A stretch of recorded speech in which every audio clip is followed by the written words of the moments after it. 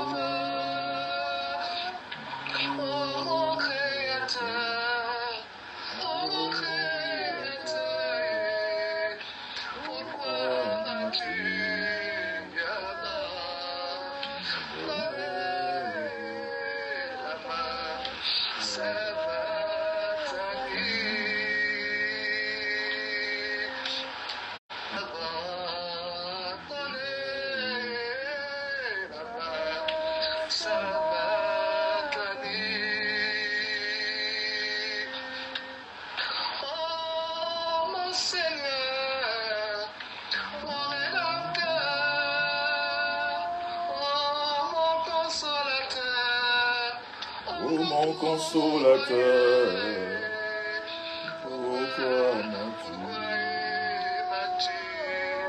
abandonné là-bas, ça va tenir. C'est le sang de Jésus qui coule.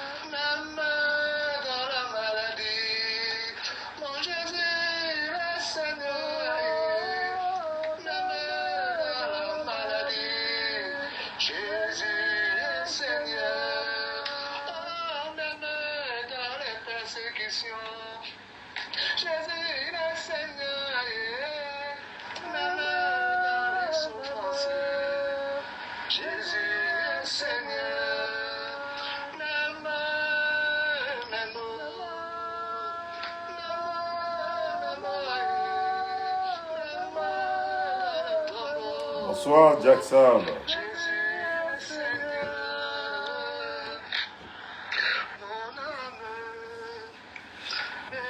Bon dimanche. On va faire un peu d'adoration avant de rentrer dans le vif du sujet, vous savez, c'est important. Quelle que soit la suite, quelles que soient les choses que nous vivons tous les jours, ce côté Christ. Merci Jack Sab. Ce côté chrétien, il ne faut pas l'oublier. C'est important. En plus, on est dimanche. Amen, Jack Sab.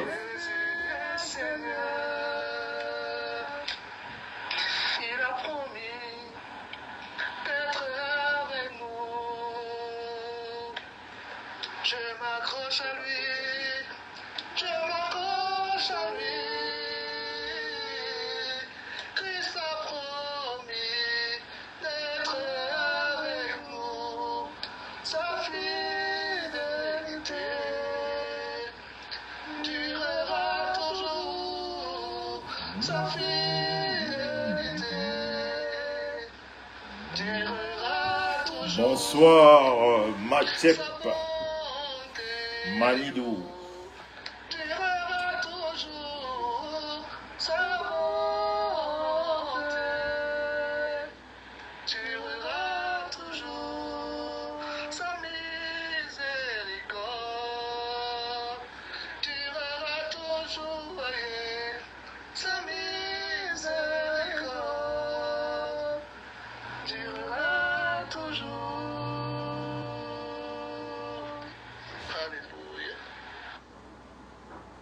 Voilà.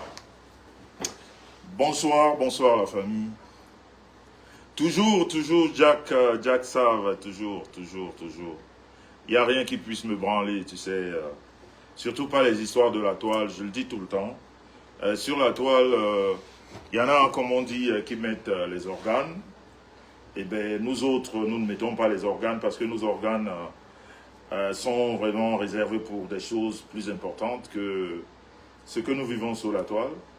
Mais toujours est-il que à chaque fois et à chaque moment de la vie, il faut réagir. Il ne faut pas toujours laisser les gens penser qu'ils peuvent dire n'importe quoi sur vous.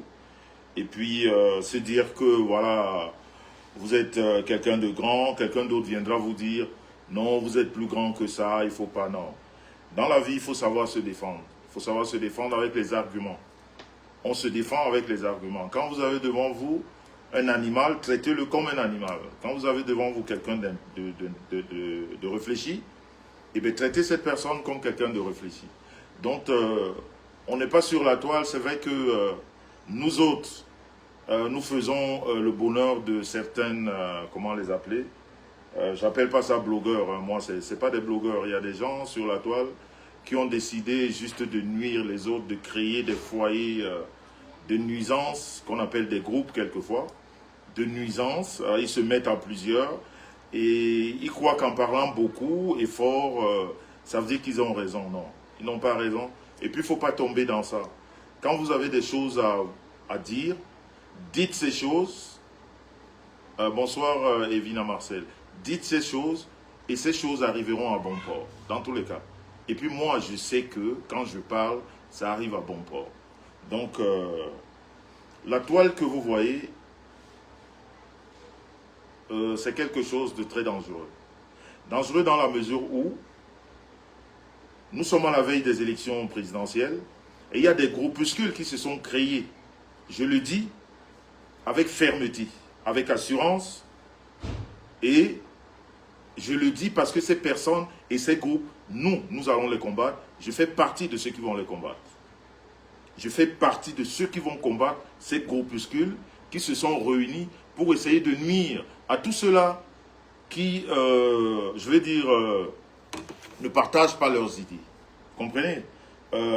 Ils ont décidé de nuire. Quand je dis nuire, hein, surtout c'est sur la toile, nuire, c'est pas nuire à votre personne, nuire à signaler vos pages, nuire à vous écrire des choses bizarres sur vos pages, nuire en se passant même quelquefois pour des gens qui appartiennent à Meta, qui vous envoient des messages dans lesquels, quelquefois, quand vous rentrez, ça vous bloque les pages. Et moi, je vais dire à ces gens, et je suis direct, vous savez, l'élection présidentielle arrive, chacun va choisir son candidat. Chacun va choisir son candidat. Et aucun groupuscule, que vous soyez 1 million, vous n'allez nuire à personne. Moi, personnellement, j'ai rien contre le professeur Maurice Kamto, mais ce n'est pas mon candidat. Je répète, je n'ai rien contre le professeur Maurice Kamto. C'est un homme brillant dans tout ce qu'il fait, mais ce n'est pas mon candidat. Et ceux-là qui croient que tout le monde est obligé d'accepter la doctrine de Maurice Kamto ou sa politique, vous avez fait fausse route. En tout cas, en ce qui me concerne, vous avez fait fausse route. Et je vais vous dire que ces groupuscules qui se sont réunis, justement, quand tu n'es pas dans le sens de leur pensée, ça veut dire qu'il faudrait que tout le monde dise Aliop, Maurice Kamto et tout ça. Ils vont chercher à te nuire. Quand je dis nuire, hein, je continue à insister. Nuire sur Meta, ça veut dire signaler vos pages. Ça veut dire, quand vous êtes en live comme je suis là, ils viennent en masse, ils signalent. Mais heureusement que nous autres, en fait, quand je dis nous autres, je vais dire moi personnellement, vous pouvez signaler mes pages, mais vous ne ferez rien de mes pages. Vous pouvez les signaler autant que vous voulez. Vous pouvez, c'est-à-dire, vous pouvez vous mettre des milliers, vous allez les signaler. Peut-être que vous allez réduire pour un moment la visibilité, parce que c'est voilà, c'est des objets informatiques qui travaillent, hein, ce n'est pas des personnes humaines. Mais une fois qu'on se rend compte que vos signalements sont nuls et non avenus, et bien la page retrouve voilà, sa clarté et tout ce qui va avec. Donc, je répète que ceux-là qui sont avec le professeur Maurice Kamto, qu'ils ne pensent pas que tout le monde, c'est-à-dire nous tous, nous allons épouser leur doctrine. Je répète, Monsieur Kamto, je n'ai rien contre lui, mais ce n'est pas mon candidat. Et vous, qui vous êtes mis au devant, en voulant signaler systématiquement toutes les pages de ces personnes qui ne sont pas, en fait, si je dirais comme ça, pro-Kamto, je vais dire, évitez-moi. Évitez-moi, parce que si vous ne m'évitez pas, vous cherchez des problèmes. Moi, je ne signale pas les gens. Mais quand je constate que quelqu'un me signale, eh bien, on va rentrer dans ce signalement. On travaille tous avec ces personnes. Et on sait comment ça se passe. Vous n'êtes pas des super héros dans la... Comment dire? Dans le signalement. On sait tous le faire. Et on sait le faire à la perfection. Mais nous autres, nous sommes fair play. On se dit, c'est un média où chacun passe son message. On peut se titiller quelquefois. On peut ne pas être d'accord. Mais n'essayez pas de nuire. C'est un peu comme si on nuisait à ta vie. Vous comprenez? Et ces mêmes personnes, c'est les mêmes sur la toile qui supportent les menteurs. Ceux-là qui racontent des conneries sur nos vies, sans aucune preuve, sans aucun argument. Et quand nous on parle de leur vie, ces mêmes personnes nous disent à nous, allez chercher la vérité. Eux, ils nous demandent de présenter les papiers. Eux, ils n'ont aucun papier à présenter. ils vous envoient à chercher des papiers. Vous comprenez la manipulation. Je comprends très bien que ces personnes, elles sont très souvent suivies par ces personnes qui achètent des crédits de 100 francs, 200 francs au Cameroun, juste pour faire trop de bruit sur la toile, vous voyez, signaler et tout ça. Mais depuis 2018, pour ceux qui ont la mémoire, une bonne mémoire, vous avez compris que tous ceux-là qui font trop de bruit sur la toile ne servent à rien. Ça n'a rien donné. Le bruit sur la toile, ça ne sert à rien. Ce qui passe, c'est les idées, c'est des arguments et quelquefois, c'est des preuves. C'est pas trop de tapage. C'est pas trop de se mettre ensemble en criant comme des onomatopées qui fait que vous avez raison. Non. Je continue à dire. Ces groupes se sont mis pour nuire. Et ces groupes se supportent. Alors quand il y a un qui vient vers vous en racontant des conneries, ils sortent tous pour le soutenir dans les conneries. Vous comprenez? Ils le soutiennent dans les conneries. Tout ce que ces personnes disent, sans aucune preuve, c'est vrai. Et quand vous aussi, vous revenez maintenant pour dire des choses concernant ces personnes, c'est les mêmes qui ressortent. Parce qu'ils créent 10, 15, 20 profils qui ressortent pour vous dire que ce que vous êtes en train de dire est faux. Et pourtant, leur personne, il n'y a pas 5 minutes, a dit les mêmes choses vous concernant, on ne lui a demandé aucune preuve. C'est un peu comme ce qui s'abat sur celui qu'on appelle le pasteur, hein, notre pasteur, on a donné le nom Samuel Eto'o. On lui reproche tout, on lui réclame tout, on lui reproche tout, on lui réclame tout, mais personne n'a la preuve de tout ce qu'ils disent, tout reste dans le verbiage inutile. C'est ce que moi j'appelle le blablatage inutile. Et ces gens, ils croient que le blablatage inutile et en masse, ça veut dire qu'on a raison. Non, vous n'avez pas raison. Vous n'avez pas du tout raison. Mais en ce qui me concerne, sur la toile, je ne me suis jamais laissé aller et je ne me laisserai jamais. Si tu m'attaques, ouvrez bien vos oreilles. Parce qu'après, vous êtes en train de dire, oh, il ne fallait pas parler de tel, il fallait pas... Si tu m'attaques, et que je trouve important de te répondre, j'utilise tous les arguments pour t'abattre. Parce que quand tu viens m'attaquer, c'est pour m'abattre. Il faut qu'on soit d'accord. Quand ça commence, la bagarre ou la guéguerre, il n'y a plus d'hommes ou de femmes. Quand tu te lèves, tu dis, je m'en vais attaquer telle personne. Ce n'est pas pour lui donner des croissants ou non, c'est pour l'abattre. Quand on parle de moi, quand on parle des insanités, qu'on invente des insanités sur ma vie, dans leur tête, leur petite tête, c'est pour me toucher. Mais non, je vous ai dit, on touche les menteurs. Quand tu n'as rien à te reprocher, on ne te touche pas. Quand les gens racontent des choses sans apporter la moindre preuve, on ne te touche pas. En tout cas, en ce qui me concerne. Moi, ça ne peut pas casser mon moral, pas du tout. Et en plus, quand je regarde les personnes en face, je vois qui sont ces personnes. On se connaît depuis 2018. C'est les mêmes personnes qui ont formé des groupuscules pour essayer de nuire dans le vide. Mais au fond, il n'y a rien. C'est, comme disait M. Chirac, c'est-à-dire, ils font, c'est de la cacophonie, mais le bas est léger, il n'y a rien. Parce que personne, je dis bien personne de ces gens, ne t'apportera la preuve de ce qu'ils disent. Celle que j'appelle le trimobile, je continue à l'appeler comme ça. Et je vais toujours l'appeler comme ça. Notre guerre ne finira jamais. Elle ne finira jamais parce que dès le début, elle a commencé à mentir. Et elle peut être sûre que les arguments concernant elle, je vais les chercher jusqu'à la fin des temps. Et je viendrai toujours les présenter. Et moi, je n'attaque pas. Je suis dans la riposte.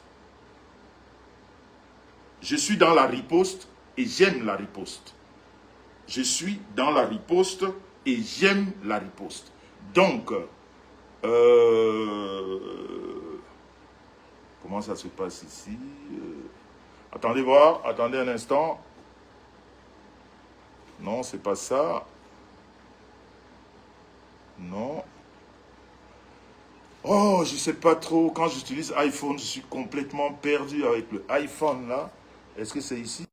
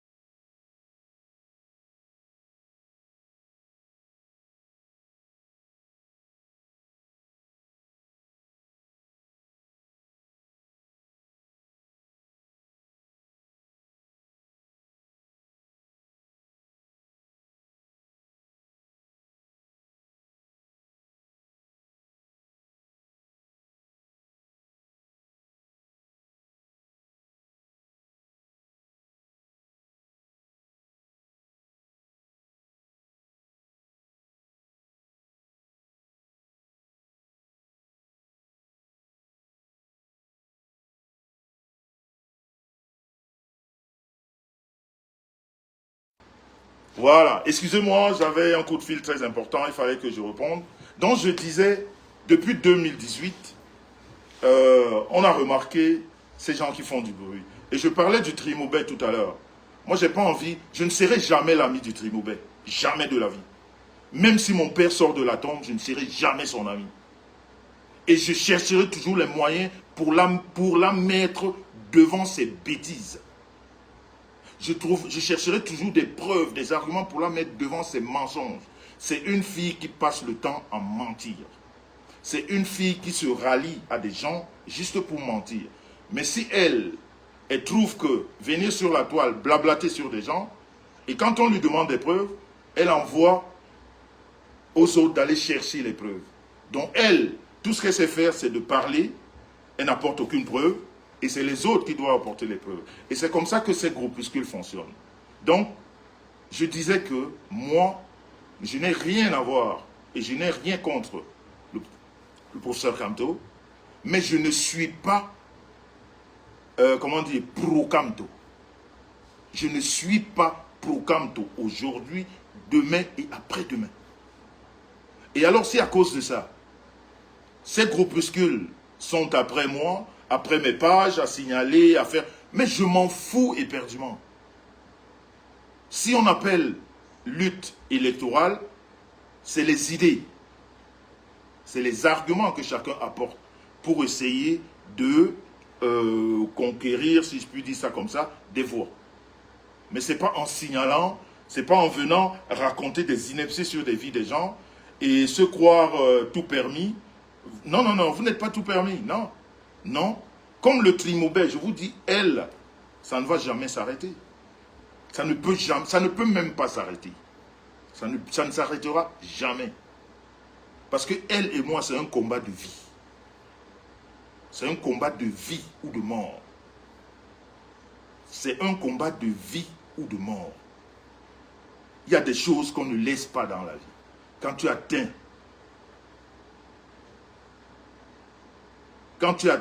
un niveau d'ineptie, de bêtise, on ne peut plus laisser passer ça. Pour le reste, comme je disais, il y a des gens sur la toile qui ne m'intéressent pas, qui parlent de moi. Vous avez vu que quand on ne parle pas de Jean-Louis Maison, ça ne fait pas l'audience. Je suis une personnalité publique et mon visage plaît, ma vie plaît, mon existence plaît, les gens aimeraient savoir des choses. Mais malheureusement, c'est très souvent des cancres qui parlent de moi qui ne me connaissent pas. C'est très souvent des menteurs qui veulent parler de moi qui ne me connaissent pas. Vous comprenez? Ma vie, ce n'est pas un mystère, mais justement parce qu'elle n'est pas un mystère, qu'il n'y a pas grand-chose à raconter. Et quand on veut raconter le contraire de la vérité, ben on rentre dans un ramassis de mensonges à ne plus en finir. Et quand on demande la moindre preuve, il n'y en a pas. On peut raconter des choses sur chacun de nous. Je peux prendre n'importe quel profil sur Facebook, je te taille une vie. Mais ce n'est pas ta vie. Si tu veux te justifier, tu vas expliquer. Hein? On vous a dit ici que ma femme ne s'appelle pas Star Maison. On vous a dit que c'est comme ces personnes ont l'habitude d'utiliser des noms d'emprunt pour faire comment dire, du bordel. Alors ils sont sûrs que tout le monde est comme eux. Vous comprenez? Bonjour, valeur essentielle. On vous a dit que la Star Maison, ce n'était pas son nom. Je vous l'ai prouvé, ça n'a gêné personne. Ça n'a gêné personne. Les mêmes menteurs continuent à venir devant vous, à vous raconter des inepties, et vous êtes là à écouter, justement parce que vous êtes aussi cancre que ces personnes, dans tous les cas. Parce que même pour ceux-là, oh, Marlise Loé, bonjour. Vous voyez, une qui m'appelle le plus beau, c'est l'une qui connaît mon histoire. Voilà Marlise Loé. Elle peut vous raconter l'histoire, pourquoi je m'appelle Jean-Louis Maison le plus beau. Elle peut vous raconter. Ce n'est pas moi qui me suis donné le plus beau. Non. Elle peut vous raconter parce que c'est une amitié de longue date. Donc j'étais de disant que ces personnes-là qui viennent parler de nous, parce que nous sommes importants, parce que les gens veulent savoir des choses sur nous, mais juste que c'est les cancres qui veulent parler de nous, c'est des incultes qui veulent parler de nous, et ils ne peuvent pas dire grand-chose, parce que nous-mêmes nous disons ce qu'il y a lieu de dire. Ok? Quand quelqu'un vient devant vous, ceux qui vivent aux États-Unis le savent, quand tu as menti une fois dans ta vie, on ne te croira plus jamais. Bonsoir à la bigressée Pavlik Patricia, ma bigressée de valeur, celle-là qui sait mettre les points sur les i et les barres sur les t. Si tu vis aux États-Unis, oh, alors là, il y a du monde ce soir. Il y a du monde ce soir. Charlie Chivas, quand quelqu'un m'appelle Megelo, vous savez, il y a des noms. Il y a des noms sur lesquels, quand on vous appelle sur ces noms, regardez le profil, c'est quelqu'un qui vous connaît. Il y a des noms comme ça. Quelqu'un m'appelle Jean-Louis Messan, le plus beau. Ou alors Megelo, c'est des personnes qui me connaissent. Pas de la racaille que j'ai rencontrée sur la toile, avec lesquelles on a cheminé un moment, et puis ils ont cru connaître. Non, la racaille ne peut pas me connaître parce que la racaille, on ne parle que des problèmes de la racaillerie. Bonsoir Rose Desclercs. Avec la racaille, il n'y a rien de sérieux. Il n'y a rien de sérieux avec la racaille. Comment ça se fait que je n'ai pas encore vu Rêve Biaï dans ce direct? Qu'est-ce qui se passe? Elle n'est pas là, elle est loin, elle dort, elle s'occupe des enfants. Bipez-me là, s'il vous plaît. Bipez-me là, la Rêve Biaï, s'il vous plaît. Merci, merci la bigressée, merci. Donc, je disais, ces gens ont le plaisir de venir raconter des choses sur vos vies, sans la moindre preuve, et entourés de cette mascarade d'abrutis, d'incultes, qui applaudit et qui dit oui, oui, oui, c'est vrai, sans aucune preuve. Il n'y a que des abrutis pour réfléchir comme ça. Et maintenant, quand tu viens avec une preuve, on te dit qu'elle est fausse. On vous a dit que moi, mes sangs, quand je faisais la cour à ma femme, elle habitait avec son mari.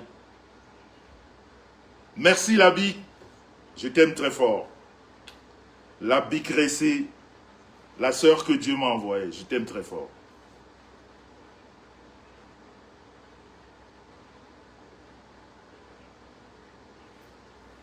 Donc voilà, on vous a dit que voilà, c'était pas son nom. Ça n'a choqué personne. Quand j'ai prouvé le contraire, ça n'a choqué personne. Les mêmes abrutis sont toujours là à te dire, tu mens. Les mêmes abrutis qui ont dit hier que la star, moi je lui faisais la cour quand elle habitait avec son mari. J'ai apporté la preuve du contraire. Les mêmes abrutis, les cancres, les incultes, ils sont là, ils racontent toujours des conneries et vous écoutez. Il faut être un culte pour continuer à écouter. Il faut être cancre pour continuer à écouter un cancre. C'est-à-dire que ce n'est pas compliqué à comprendre. C'est facile à comprendre, il faut être un cancre.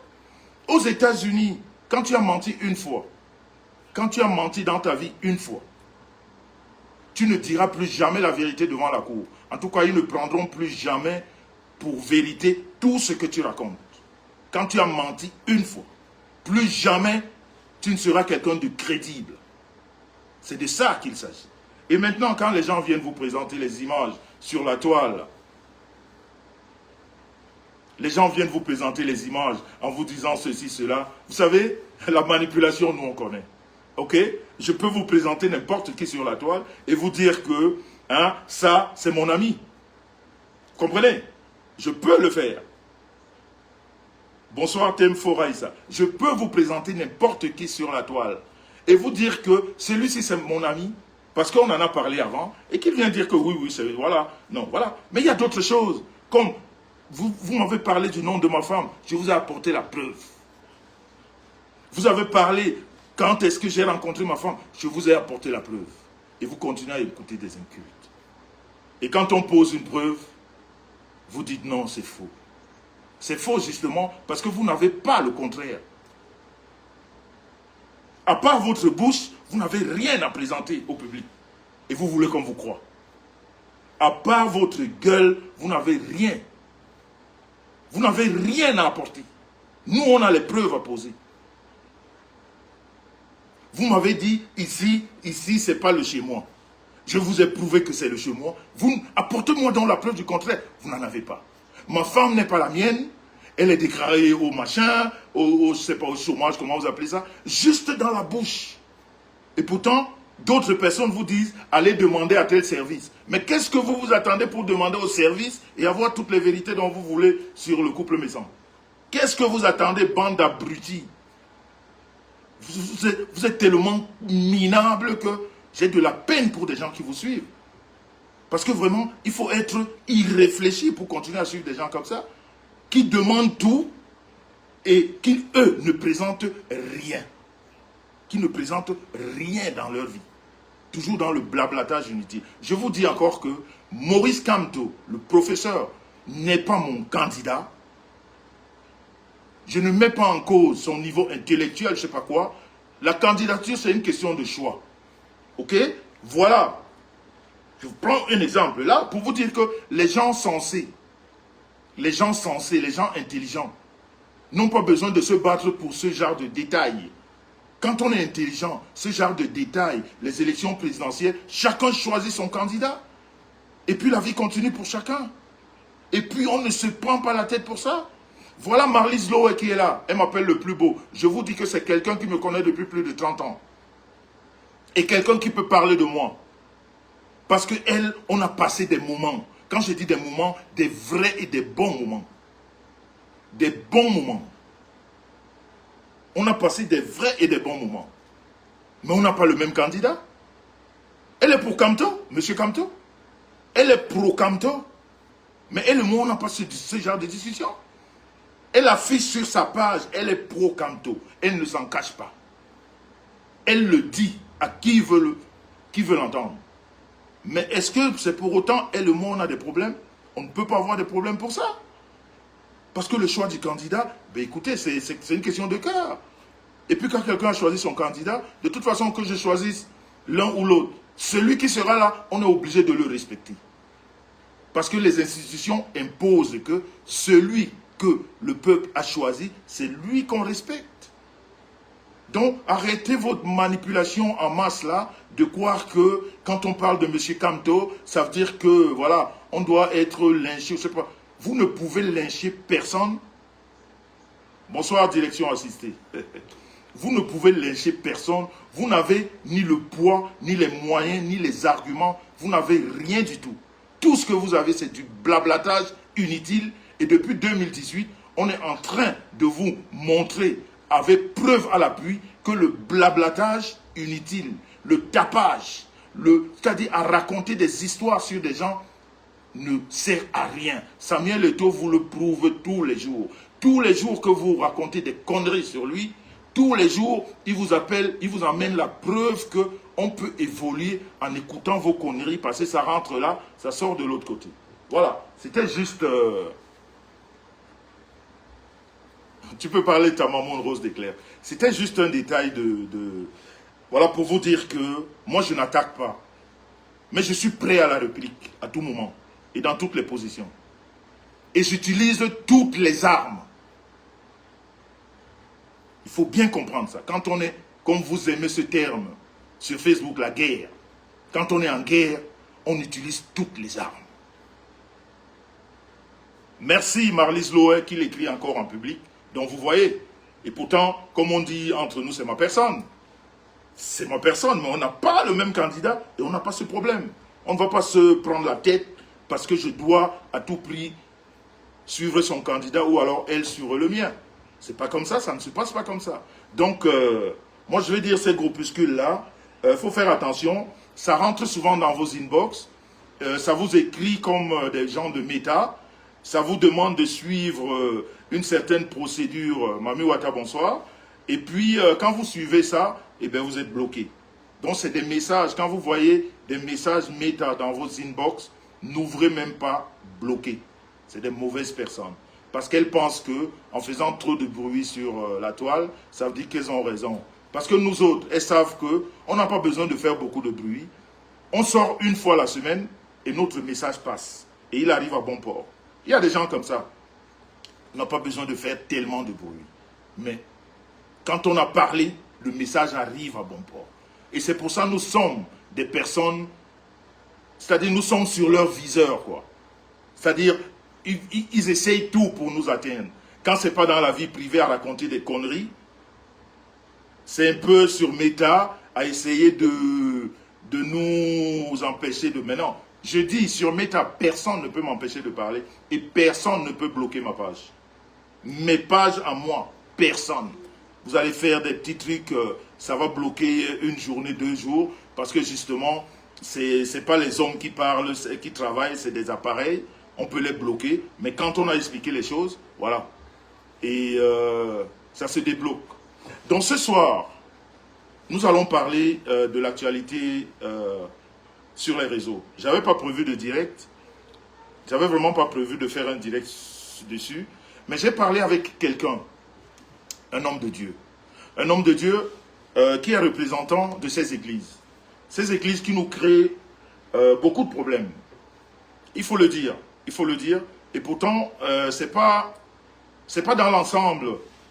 Moi, je ne peux pas jeter la pierre à toutes ces personnes. Je ne peux pas.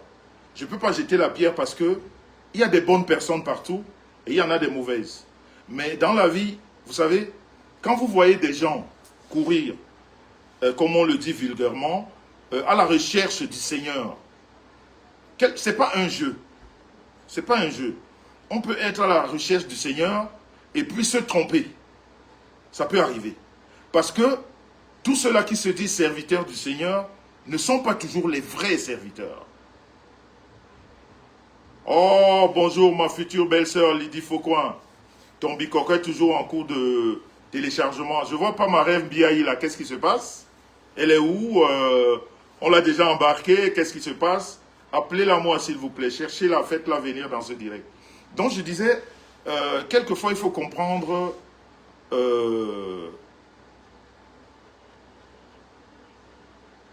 exactement, Marlise, pour revenir dessus. Exactement, moi je ne fais pas partie de ceux qui disent que un Bamileke ne sera jamais président.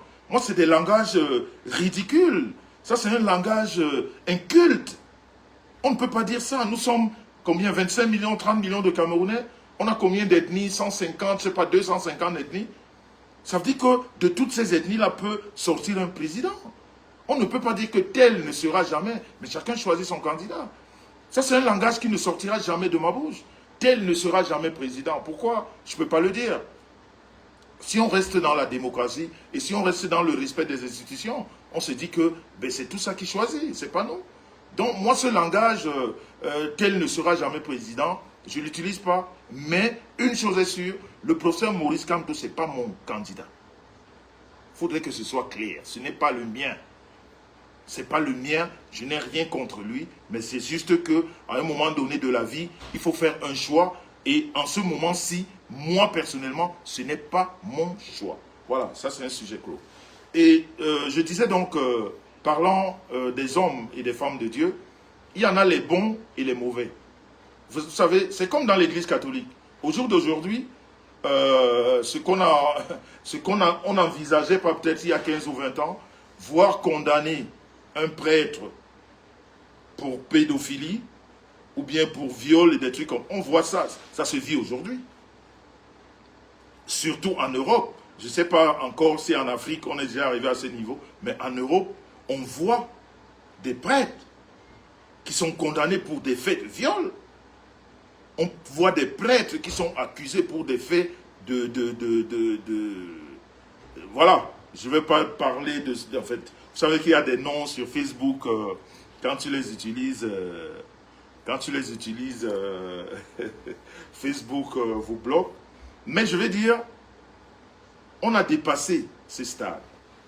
Donc, ce qui est arrivé cette semaine, moi j'ai parlé avec un homme de Dieu. Et j'aurais voulu qu'il intervienne ici. Et c'est un homme de Dieu qui est représentant des églises réveillées. Parce qu'on a un mauvais côté. Ça, on ne peut pas s'en cacher. On a un très mauvais côté des églises réveillées. Mais pourtant, dans l'ensemble, ce n'est pas ça. Ok, Marlise, ok, j'ai compris, j'ai bien compris, j'ai compris. Donc, moi, je ne peux pas, dans l'amalgame, accuser les églises réveillées. Parce qu'à un moment donné, moi, j'ai trouvé, comment dire, mon profit dans toutes les églises où je passe. Vous savez, quand on grandit, je vais dire nous, moi j'ai grandi catholique, j'ai trouvé mes parents dans l'église catholique. Mes parents m'ont baptisé, communié, confirmé catholique. Ok? Je me suis marié même à l'église catholique. Je me suis marié même à l'église catholique. Mais rien ne m'empêche d'être quotidiennement à la recherche de Dieu. Ça veut dire que d'aller n'importe où. Quand je dis n'importe où, je veux dire dans les églises. Et pendant que je grandissais, je veux dire, quand j'ai eu la majorité, j'ai découvert certaines églises. Juste par curiosité, j'y suis allé pour essayer de voir. Parce que l'on m'a toujours dit, et surtout quand tu lis la Bible, on te dit que partout où on parle du nom du Seigneur, il faut y aller. Partout où on évoque le nom de Dieu, il faut y aller. Il ne faut pas tout de suite dire non, là-bas c'est pas bon, parce que ma soeur a vécu ou bien mon frère a vécu. Non, il y a des bons pasteurs, il y a des mauvais pasteurs. Il y a des bons prêtres, il y a des mauvais prêtres. Mais maintenant, quand la personne concernée qui va vers un prêtre ou un pasteur, ça dépend aussi de la façon dont tu y vas. Parce que les pasteurs et les prêtres, c'est des êtres humains comme nous. C'est des gens qui vivent de chair, qui ont de la chair, qui ont besoin de manger, qui ont besoin de bien vivre, qui ont besoin de se vêtir. Donc ça dépend de la manière dont on vient vers ces personnes. Et après, quelquefois, il y a des choses qui ne vont pas. Mais moi, de mon expérience personnelle, je ne peux pas jeter la pierre à ces églises. Je peux parler d'une façon particulière certaines personnes que j'ai rencontrées, mais je ne peux pas dire que l'église, toute l'église réveillée ou toute... Non, je ne crois pas. Je ne pense pas. Parce qu'il y en a qui trouvent leur bonheur, il y en a qui changent de vie, qui étaient vraiment des personnes pas fréquentables, mais du moment où ces personnes adhèrent dans ces églises, on voit comment leur vie change. Et puis il y a d'autres qui viennent avec des idées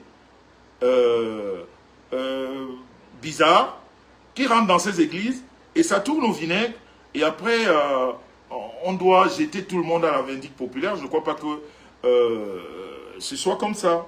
Donc moi je vais faire entrer l'homme de Dieu ici. Vous allez lui poser toutes les questions. Parce que c'est quelqu'un d'ouvert. C'est quelqu'un qui est là pour la vérité.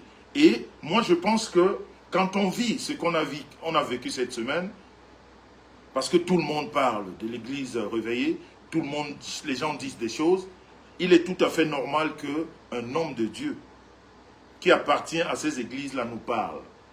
Qu'on lui pose des questions. Que ceux-là qui veulent poser des questions lui posent des questions et qu'on écoute sa réponse. Ah voilà, en plus il m'a appelé, je n'ai même pas vu. Donc on va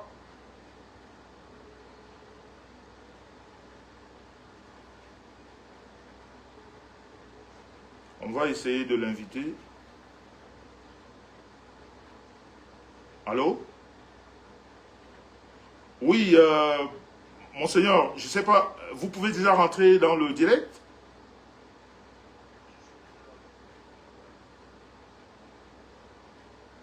Bon, dites-moi peut-être bonjour, avec quel profil, comme ça moi je vous envoie l'invitation. Dites un peu bonjour, si vous êtes abonné à la page déjà? Je crois qu'il faut s'abonner. Voilà, vous pouvez le faire en même temps. Et vous écrivez bonjour, comme ça je vous envoie l'invitation.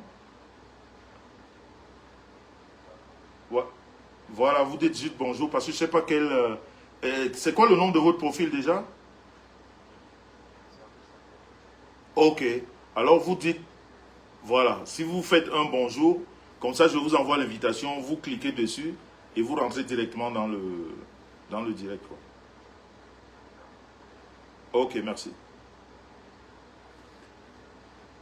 Donc je disais, c'est très facile d'accuser les gens quand les choses ne vont pas.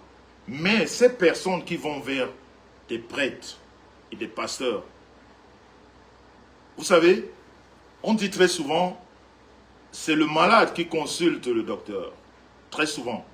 Quand on est malade, on va vers un docteur. Et on va pour...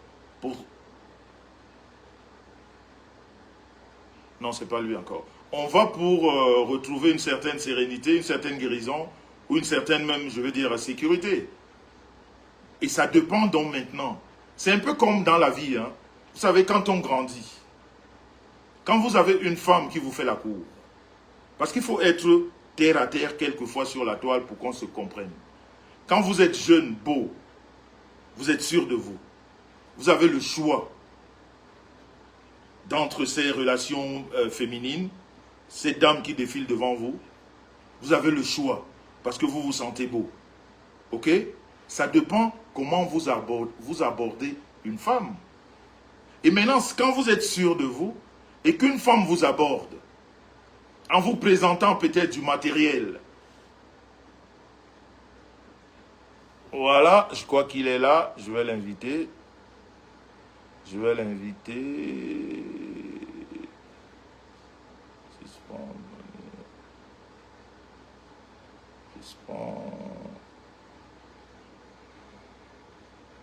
Oh là là. Mais pasteur, vous n'avez pas de caméra. Votre caméra n'est pas actionnée. Parce que là, quand j'appuie, je ne trouve pas de caméra sur votre profil. Oh là là. Il n'y a pas de caméra sur votre profil. Il n'y a pas de caméra sur votre profil. Peut-être que sortez du direct et vous...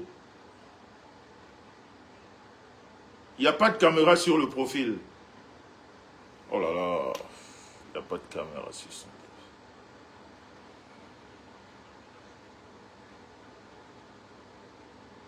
Il n'y a pas de caméra.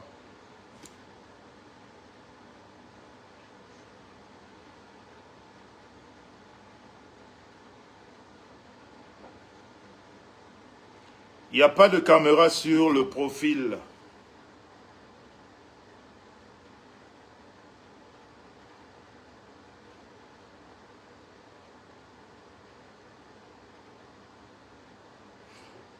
Coco Pretty, il ne faut pas dire ça. Faut pas dire. Vous avez vécu sûrement des choses, mais il ne faut pas généraliser.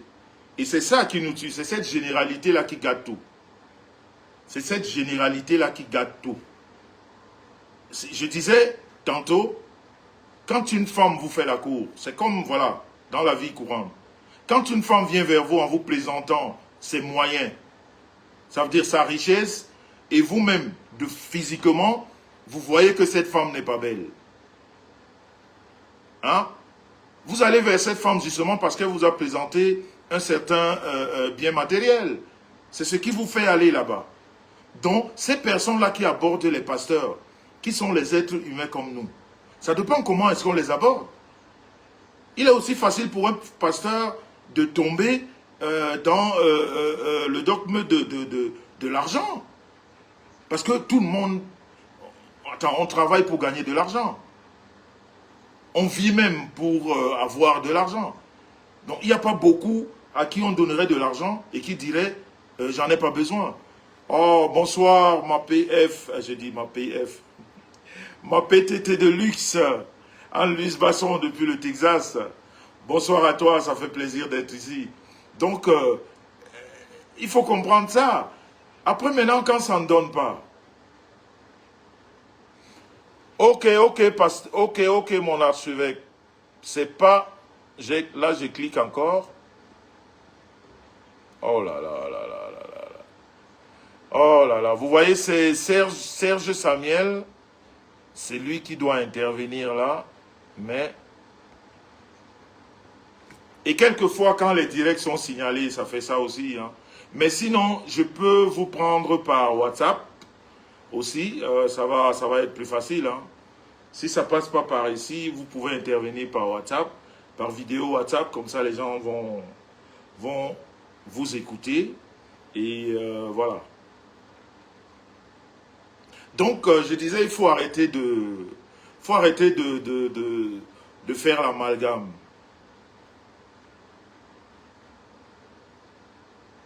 Coco Pretty, j'en sais quelque chose. J'en sais. Coco Pretty, j'en sais. J'en ai vécu. Je sais ce que un pasteur qui n'est pas bien peut amener dans une famille. Je sais. Mais je voudrais juste que les gens comprennent que ce n'est pas tous qui sont comme ça. Peut-être que c'est une majorité, mais ce n'est pas tous. C'est le problème de tous là qu'il faut enlever. Comprenez? C'est ce tous là, c'est cet amalgame. il y en a qui font des choses bien. Il y en a qui font des choses bien. Et il y a des fidèles qui rentrent dans des églises réveillées qui changent complètement de vie et qui se sentent très bien. Voilà, voilà, voilà. Je vous ai envoyé la demande. Monseigneur, j'ai envoyé la demande, c'est en train de mouliner. Prions le Seigneur que ça passe, que vraiment, qu'il rentre directement. Comme ça, on entame vite le sujet parce que je vois le temps passer et nous sommes tous des fanats de foot. Il y a un match de foot tout à l'heure qui nous intéresse tous, donc faudrait qu'on y aille vite. Voilà. Oh, connexion en cours. Je crois que... Ah, le pasteur est là. Alléluia. Monseigneur est là. Alléluia. Alléluia, Monseigneur. Mais dites Alléluia. Alléluia, il est là. Alléluia. Alléluia, il est là. Maintenant, on peut commencer le direct. Préparez vos questions pour ceux qui ont des questions à poser. Vous avez devant vous un responsable, un grand responsable des églises réveillées. Hein, dans le langage chrétien, on l'appelle Monseigneur. Monseigneur Samuel des églises réveillées. Bonsoir, Monseigneur. Est-ce que vous m'entendez? Bonsoir, Jean-Louis Messon. Ok. Voilà. Comment vous allez? Je vais très bien par la grâce de Dieu. Merci. Voilà. Juste pour vous présenter en 2 mots, mais il va se présenter lui-même. Je vous ai dit que tout au long de cette semaine, on a vu ce qui se passe sur la toile concernant les églises réveillées. Et moi, j'ai contacté un responsable des églises réveillées qui est ici devant vous. J'en ai contacté plusieurs, mais par rapport à ces événements, il y en a qui ont peur ou honte, je ne sais pas, de parler à visage découvert. Il y en a qui m'ont dit non, les choses des réseaux sociaux, franchement, je ne peux pas intervenir. Et pourtant, on est en train de parler de son église.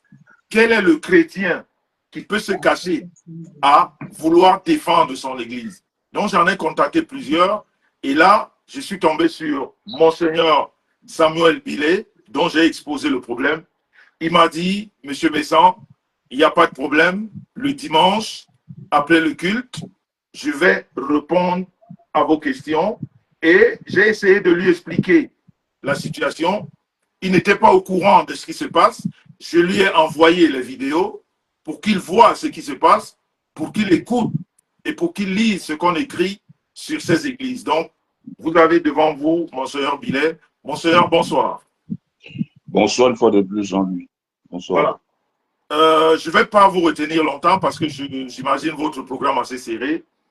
Je ne vais pas remettre les images ici parce que, en plus, ce n'est pas des images très, très belles à voir. Ben, vous avez découvert ces images et au jour d'aujourd'hui, l'église, comme on appelle l'église réveillée, est devenue la bête noire en général ou alors en particulier des Camerounais. Si je veux résumer en 2 mots, les églises réveillées divisent les familles, les églises réveillées pillent les familles, les églises réveillées font tout sauf ce que Dieu demande. En tant que responsable, et au vu des images que je vous ai envoyées, c'est quoi votre analyse et qu'est-ce que vous pouvez répondre ce soir à toutes ces personnes qui se posent des questions et peut-être certaines qui sont même prêtes à sortir de ces églises au vu de tout ce qui se passe. Vous avez la parole, Monseigneur. Ok, bon, déjà, Monsieur Messan, je vous tire un coup de chapeau pour l'intérêt que vous portez à l'Église, venant avec ce genre de sujet concernant ce qui se passe dans la toile, concernant l'actualité de ce pasteur avec cette jeune dame. Déjà, je voudrais définir l'Église. C'est très important. Parce que dans la définition de l'Église, il y a une certaine confusion qui s'installe. L'Église, ce n'est pas le bâtiment. C'est pas le bâtiment. Étymologiquement, selon le dictionnaire, l'Église, c'est quoi? C'est un ensemble de personnes, un ensemble de chrétiens réunis ensemble pour une communion. C'est un ensemble de personnes. C'est ça qui forme l'Église. C'est pas le bâtiment qui forme l'Église. Dans l'Église, déjà, ce sont des chrétiens. C'est un ensemble de personnes qui a une vision, qui communient ensemble pour un but bien précis. Maintenant, lorsqu'on parle des églises réveillées, il faut aussi en parler. C'est péjoratif. C'est quoi une église réveillée? Une église réveillée, c'est une personne réveillée. J'insiste, une église réveillée, c'est une personne réveillée. Parce que la Bible déclare que le corps de l'homme est le temple du Saint-Esprit. Dieu n'habite pas dans les maisons bâties par les mains d'hommes, mais il habite dans le corps, dans le cœur de l'homme. C'est pour cela que dans l'Apocalypse, Jésus dit, je me tiens à la porte de ton cœur et je frappe. Si tu ouvres ton cœur, j'entrerai et je souperai. Donc, il faut élever cet équivoque pour que les gens comprennent ce que c'est que l'Église. L'Église, c'est vous, monsieur Messan. L'Église, c'est moi. Nous devenons dans l'Église du moment où on s'accorde sur une même vision. Donc, quand les gens parlent des églises réveillées, c'est péjoratif, j'insiste. C'est quelqu'un qui est réveillé. Quand on dit que quelqu'un est réveillé, c'est quelqu'un qui dormait. Moi, je suis né d'une famille catholique, une famille évangélique, par exemple. Mais c'est une petite histoire. J'y allais. Je me rappelle que parfois, quand j'y allais, je dormais. Mon père et moi, on dormait. On se réveillait juste au moment où le prêtre disait Amen. Et on disait tous Amen. Donc, lorsqu'on est réveillé, étant déjà une église, ça veut dire qu'il y a des choses qu'on ignorait. Il y a des choses qu'on ne nous a pas dites. Il y a des choses qu'on n'a pas lues. Il y a des choses qu'on ne connaît pas. Parce que la connaissance est une puissance. Vous, aujourd'hui, par exemple, vous parliez tout à l'heure, je vous ai bien suivi. Des gens qui disent des choses vous concernant, et vous avez pris l'engagement qu'à chaque fois on dira des choses vous concernant, vous viendrez avec des preuves, vous viendrez avec des arguments. Dans le cadre juridique, on parle des évidences, des éléments d'évidence. Ça veut dire quoi? Ça veut dire que lorsque vous êtes accusé, pour que vous puissiez écouter et bénéficier d'une présomption d'innocence, il faut des évidences, il faut des preuves. Mais nous sommes dans un monde aujourd'hui où nous sommes conscients, pour ceux qui sont réveillés spirituellement, que l'ennemi manipule le monde. Les gens peuvent dire des choses vous concernant qui n'existent pas, tout simplement parce qu'ils veulent troubler votre vie, vous déstabiliser. Et pendant que je vous écoutais, c'est cette parole qui est sortie de ma bouche pour vous dire en fait que les accusations, le sabotage, ce sont des stratégies des faibles. Ce sont des faibles. Donc, revenons à l'actualité et essayons de corriger un peu ce que vous disiez tout à l'heure, pas vous, mais ce que les gens disent.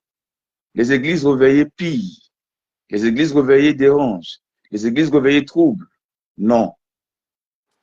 Il faut savoir que lorsqu'il y a le vrai, il y a aussi le faux qui existe.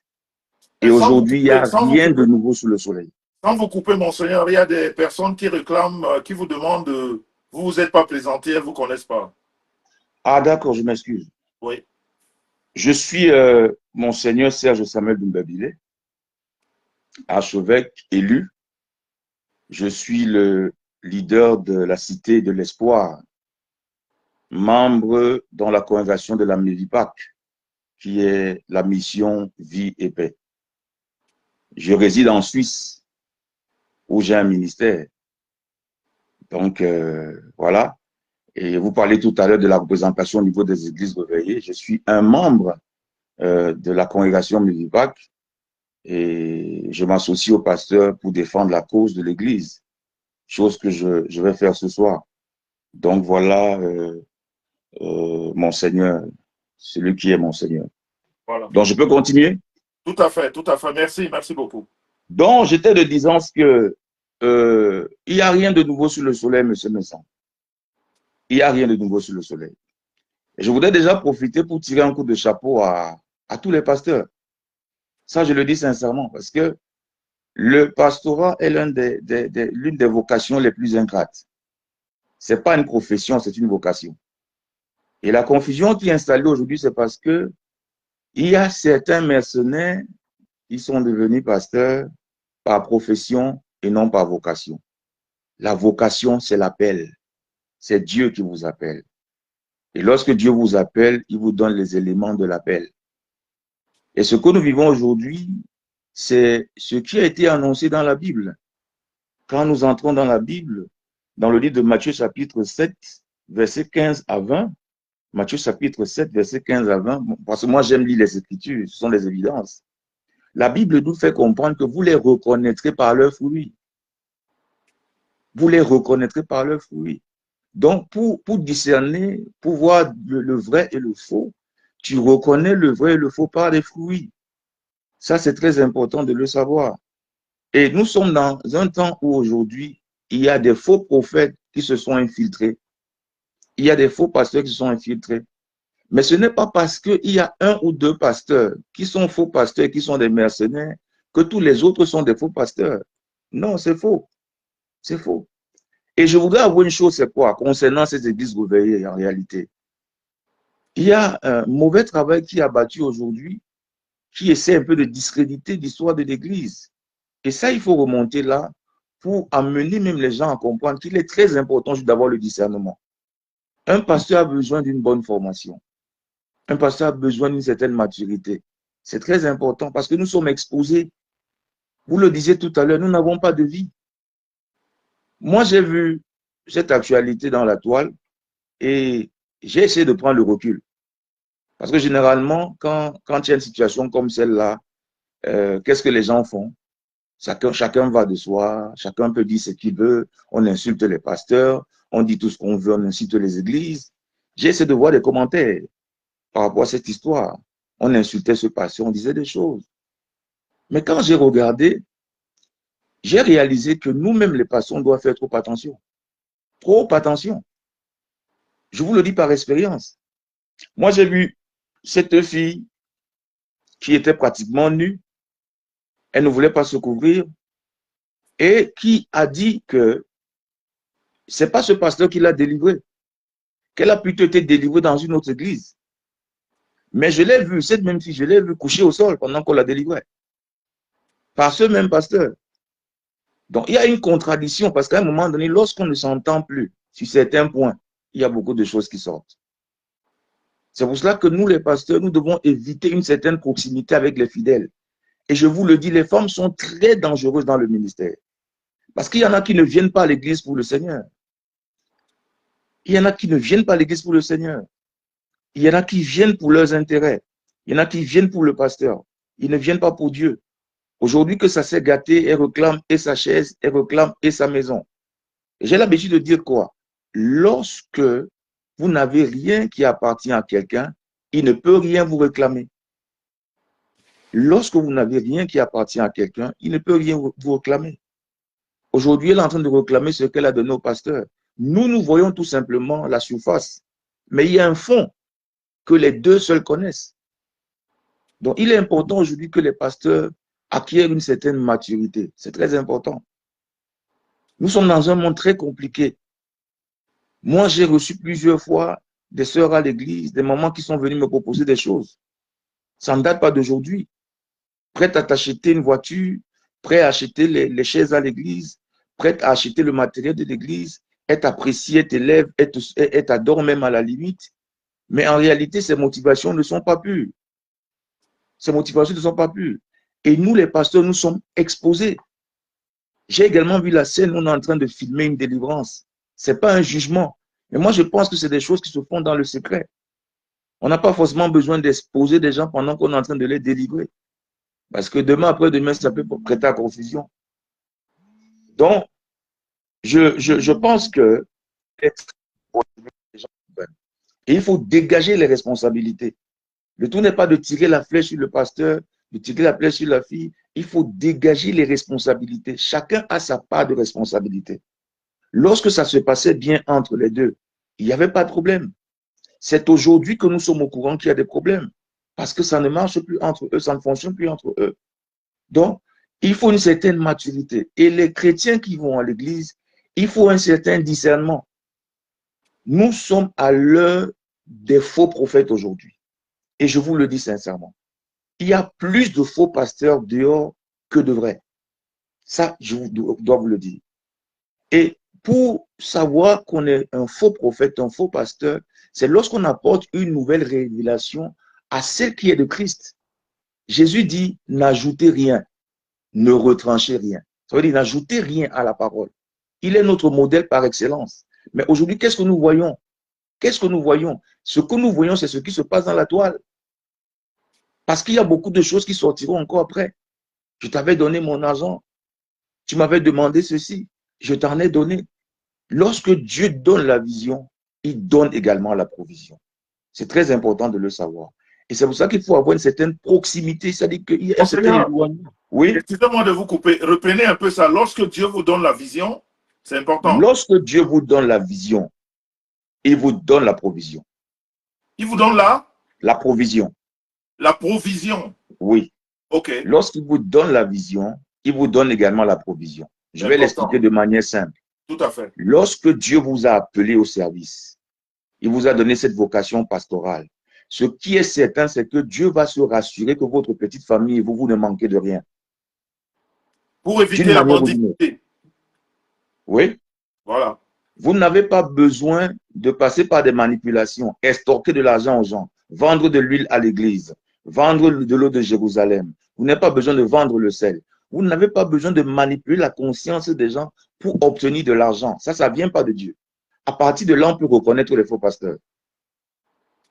Ces pasteurs qui vont vous demander d'apporter des sacrifices pour qu'on puisse prier pour vous. Ces pasteurs qui vont vous demander, avant de vous recevoir dans leur bureau, d'apporter une enveloppe d'argent. Ça ne vient pas de Dieu. Ça ne vient pas de Dieu. Il faut lire la Bible. Ça, m'excuser de vous couper. C'est très important parce que les questions défilent. Peut-être vous ne les voyez pas. Oui. Donc, vous êtes en train de nous expliquer que les pasteurs qui demandent aux fidèles qui vendent des huiles, des choses comme ça, c'est pas bien. Non, ça ne vient pas de Dieu. Ça ne vient pas de Dieu. Ça ne vient pas de Dieu.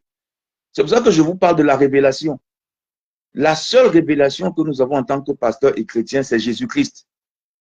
Et Jésus-Christ est notre modèle par excellence. Ça veut dire quoi? Ça veut dire que nous devons suivre les pas de Jésus. Monsieur Messan, vous avez été au séminaire. Est-ce que vous avez lu dans la Bible un jour que Jésus a vendu l'eau? Non, qu'il a vendu le sel? Jamais. Qu'il a demandé de l'argent pour prier pour quelqu'un? Non. Jamais. Non.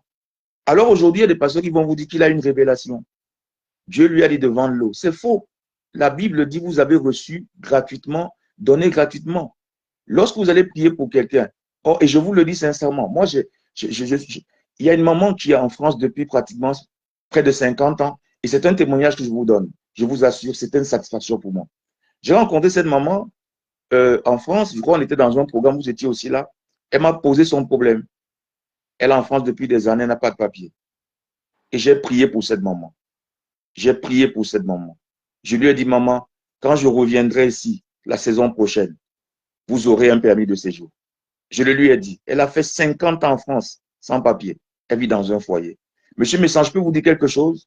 Oui. Hier, j'étais en France. Et cette maman, quand elle a appris que j'étais là, elle m'a cherché. Quand elle est venue vers moi, elle pleurait.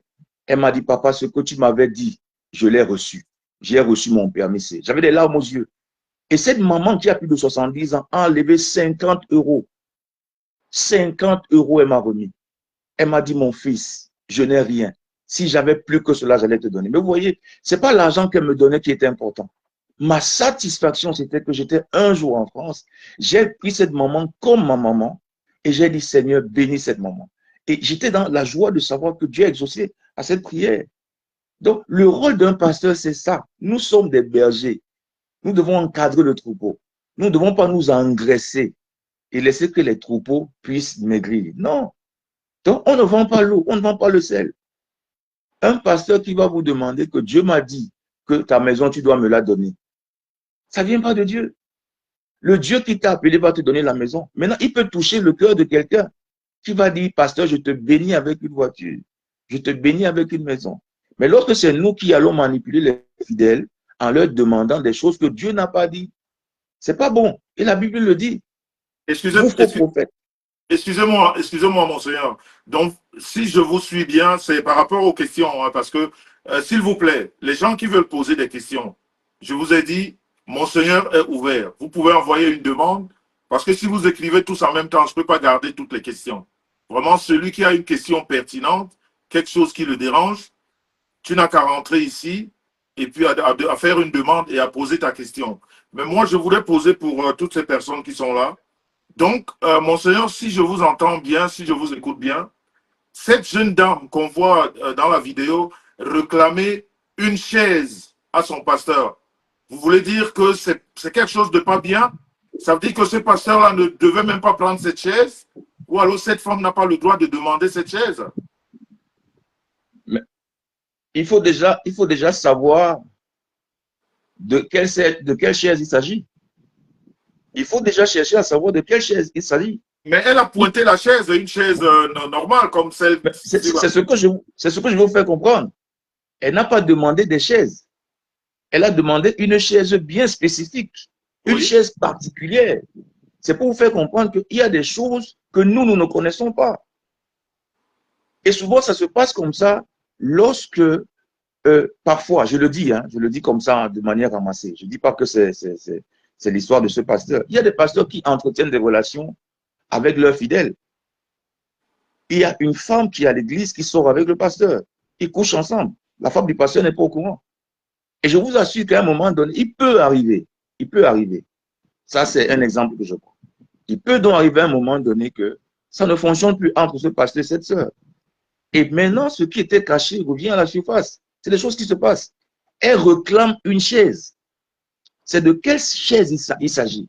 Et la même dame, quand elle sortait, il faut bien écouter cette vidéo, elle a dit, tu vas au Nigeria chercher les puissances. Tu vas au Nigeria chercher des puissances et tu les ramènes ici. La même sœur qui a dit à ce pasteur que ce n'est même pas toi qui m'as délivré. Je voudrais que quand vous regardez une vidéo comme celle-là, faites une analyse profonde. Regardez-la, écoutez-la de manière spirituelle. Et lorsque on a déchiré son habit, et puis elle a poussé le pasteur à l'impulsivité, parce que le pasteur dans la colère a déchiré son habit. Et ça, c'est encore un grief. Donc, il y a des choses que nous ne connaissons pas dans cette histoire. Ça, je puis vous le dire. Parce que si je n'ai rien qui vous appartient, vous n'allez rien me réclamer. Il y a un lien, moi je vois un lien entre ce pasteur et cette femme. Je pense aussi que la maison dans laquelle le pasteur la vit, c'est la maison de cette femme, si je ne me trompe pas. Parce qu'elle réclamait même sa maison. Vous voyez un peu, lorsque vous dépendez de quelqu'un, vous n'êtes pas différent d'un esclave. Et les exactement, filles, exactement, Monseigneur, sans toutefois vous couper. Ce que vous dites, en fait, suivant l'actualité, hein, on parle de oui, l'actualité parce qu'on n'a pas vraiment l'essence de l'histoire même, on ne l'a pas. oui, Et concernant l'actualité, la chaise revient à cette dame, et on est en train de m'expliquer que c'est une chaise Louis XIV, et le domicile aussi. oui, Mais comment est-ce que le pasteur est rentré en possession de tout ça? Le pasteur aurait expliqué, je dis bien aurait, utilisons le conditionnel, aurait expliqué à la dame que pour qu'elle soit délivrée, il faut qu'elle quitte tout ce qu'elle avait avant.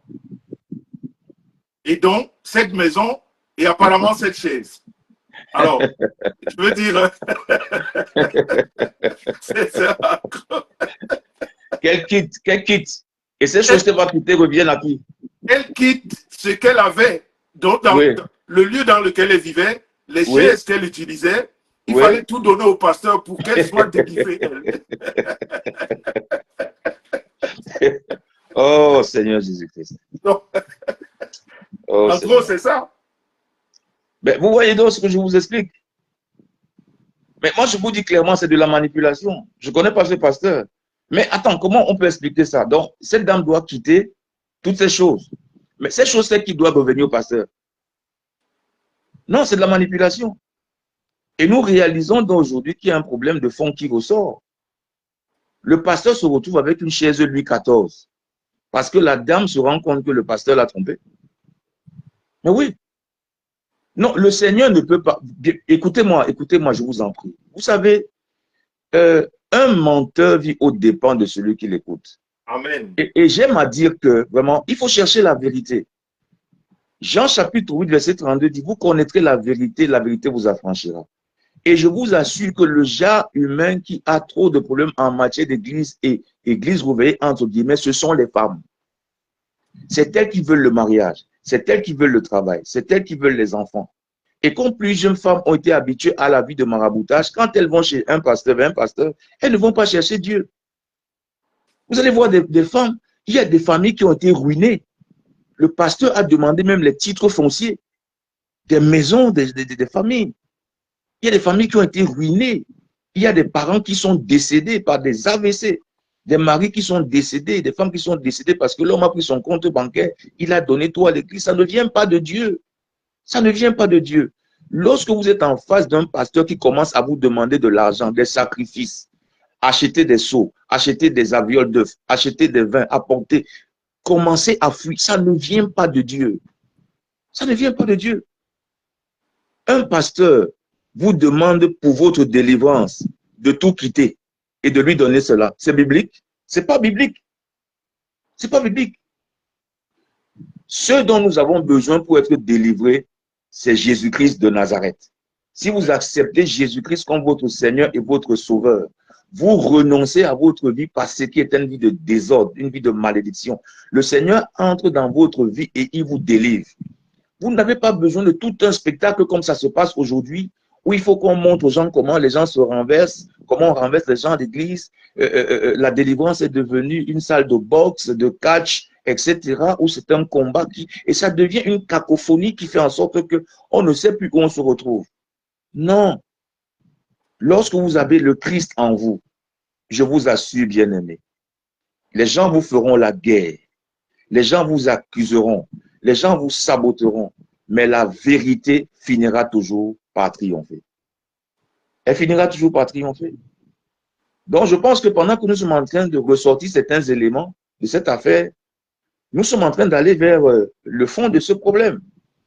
Et c'est vous qui venez de m'éveiller l'esprit en me disant que le pasteur a dit à la dame que pour qu'elle soit délivrée, il faudrait qu'elle quitte tout. Elle quitte tout. Ouais. Et le pasteur se retrouve donc avec la chaise de Louis XIV parce que ce n'est qu'à lui que la chaise de Louis XIV doit revenir. Aujourd'hui, on lui réclame la chaise de Louis XIV et on réclame également la maison. Il va aller où? Donc, juste une question, Monseigneur. Est-ce que la vidéo, parlant justement de cette vidéo où on voit deux femmes, en fait, deux femmes dont la concernée qui se trimballent par terre, je veux dire, est-ce que c'est un procédé normal dans les églises réveillées? non, non, non, c'est pas normal. C'est pas normal. C'est-à-dire que, vous voyez, ce qui se passe aujourd'hui, c'est que dans ces églises réveillées, entre guillemets, les gens font de la prestigitation et du spectacle. Et c'est pour attirer l'attention. Et parfois, ça crée la confusion. Moi, j'ai assisté à des délivrances où une personne a commencé à dire de sa bouche que c'est mon maman qui veut me tuer. C'est une sorcière. Et c'est une histoire que j'ai suivie parce que la maman en question, je l'ai eue. Il fallait que je réunisse ces deux familles. Cette maman est venue me voir en pleurant, me dire que sa fille est allée dans une église, on l'a délivrée et on a dit à sa fille que c'est elle qui est dans son ventre. Et c'est aussi un phénomène récurrent aujourd'hui où quelqu'un parle dans le corps de quelqu'un et le diable vient semer la confusion pour accuser les autres. Donc, ce n'est pas un procédé normal. La délivrance se fait dans le secret. Quand Jésus voulait délivrer un malade, il n'a pas besoin de spectacle. Jésus n'a pas besoin de faire des heures. Monsieur Messan, on n'a pas besoin de faire des heures pour délivrer quelqu'un. Parce que c'est Jésus qui délivre. Quand Jésus arrivait quelque part, il y avait un malade, un démoniaque, un paralytique, etc. Il dit, qu'est-ce que tu veux que je fasse pour toi? Tu lui dis, il dit, ok, lève-toi, marche, ta foi t'a sauvé. Dès qu'il a fini, il continue. Il continue. Mais ce que j'ai vu dans la toile, c'est tout un spectacle et c'est ce que nous, aujourd'hui, nous combattons. Et parce que nous combattons ces choses, nous sommes combattus. Moi, les gens qui me combattent même plus dans le ministère sont les pasteurs. Moi, on a voulu me tuer à plusieurs reprises. Au Cameroun, à Pouma, à Idé, les pasteurs ont voulu me tuer. Pourquoi? Parce qu'ils disaient que je suis en train de mettre du sable dans leur tapioca. Les gens vendent le sang de Jésus dans des bouteilles. Et les femmes achètent ça. Le sang de Jésus. Qui a vu le sang de Jésus? Mais les gens sont terribles quand même. On te vend une potion qu'on a mis dans une bouteille qui a une couleur rouge et on écrit sur la bouteille The Blood of Jesus.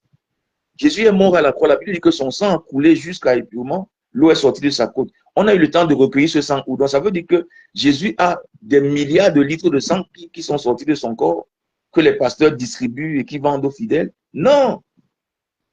Donc la délivrance n'a pas besoin d'être exposée. Non. La preuve aujourd'hui, voilà cette femme qui est en train de parler, qui au sol s'enroulait comme un serpent. Je n'entendais même pas ce qu'elle disait de leur bouche. Et aujourd'hui, elle dit le contraire de tout ce qu'elle a vécu. Elle a dit que ce n'est pas cet homme de Dieu qui l'a délivré, qu'elle était délivrée dans une autre église. Mais dans la même vidéo, on la voit au sol, où il y a tout un spectacle qui est là, les fidèles qui entourent, les gens regardent le spectacle, les démons qu'on ne voit même pas sortir des corps. Donc, je le dis clairement pour ne pas tirer de long en là, ce n'est pas un bon procédé. Ce n'est pas un bon procédé. C'est un Merci, procédé de Padou Traoré. prophétisation, de spectacle, vraiment, qui n'a pas lieu d'être. Alors, en gros, au regard de ces deux vidéos et en écoutant tout ce que les gens disent sur l'église réveillée, parce que vraiment, moi, personnellement, comme je l'ai dit en entame de ce direct, c'est autant on peut, comme vous-même vous l'avez dit tout à l'heure, il y a des mauvais pasteurs, autant on peut trouver des mauvais et des bons, et puis même les prêtres, les bons et les mauvais. Oui, oui, oui. Mais au jour d'aujourd'hui, en tant que monseigneur, représentant de cette église-là, et j'ai remarqué que dans votre parole, vous reprenez toujours les femmes, les femmes, les femmes. Pourquoi est-ce que dans l'église, seulement dans l'église réveillée, qu'on retrouve ces histoires où? Parce qu'il y a plusieurs églises, il y en a des protestants, catholiques, musulmans, mais pourquoi seulement chez les réveillés, on trouve où on divise les familles, où on prend les richesses des gens, où on prend les femmes et tout ça? Pourquoi seulement chez les réveillés? D'accord, je vais vous expliquer, monsieur Messam. Et je vais parler de manière contextuelle, pour faire simple. Je prends le cas du Cameroun. Je prends le cas de l'Afrique. Vous m'avez posé la question de savoir pourquoi ce sont dans ces églises réveillées.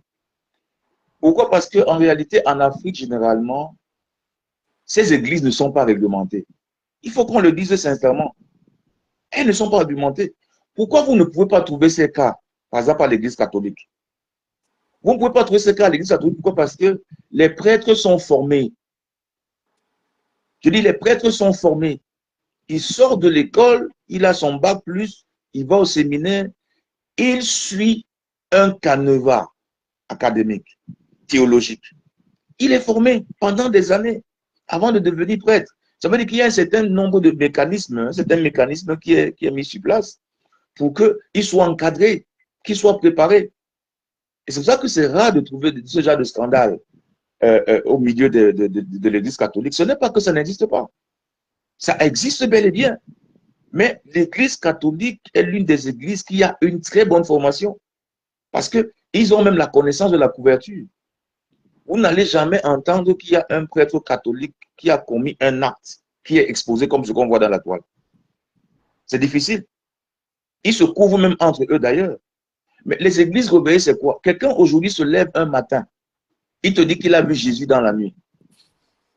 Et la maison où il dort, la petite chambre où il dort là, il commence à chanter le lendemain. Il commence à crier le nom de Jésus.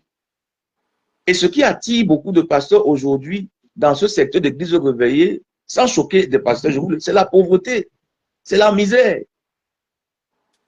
Parce que c'est un secteur qui n'est pas réglementé. Et c'est pour cela qu'aujourd'hui, nous avons suivi le ministre de l'administration territoriale. Les gens peuvent le condamner, le juger, mais c'est une bonne action qu'il est en train de mener. Avec le désordre qui s'est installé aujourd'hui, le trouble, la nuisance sonore, les situations dans des familles, on divise des familles. C'est parce qu'il n'y a pas de formation. Beaucoup de pasteurs de l'église au réveil ne sont pas appelés par vocation. Ils ont fait du pastorat une profession. C'est pour ça qu'un pasteur peut dire à une fidèle que pour ta délivrance, il faut quitter ta maison, quitte tout ce que tu as. Mais ce que tu vas donc quitter, ça revient à qui? À lui, le pasteur. Non. Il faut que les gens raisonnent. Que les gens raisonnent. Que ces femmes qui vont faire ces choses raisonnent. Parce que les femmes sont très vulnérables. Et c'est toujours elles qu'on trouve dans ce genre d'histoire. Donc, c'est pour vous dire qu'en réalité, c'est ce problème. En Europe, c'est réglementé, par exemple. Il y a des pays où c'est réglementé. Je vous donne un exemple. On a fermé les églises au Cameroun. Le sous-préfet s'est aventuré à venir fermer mon église.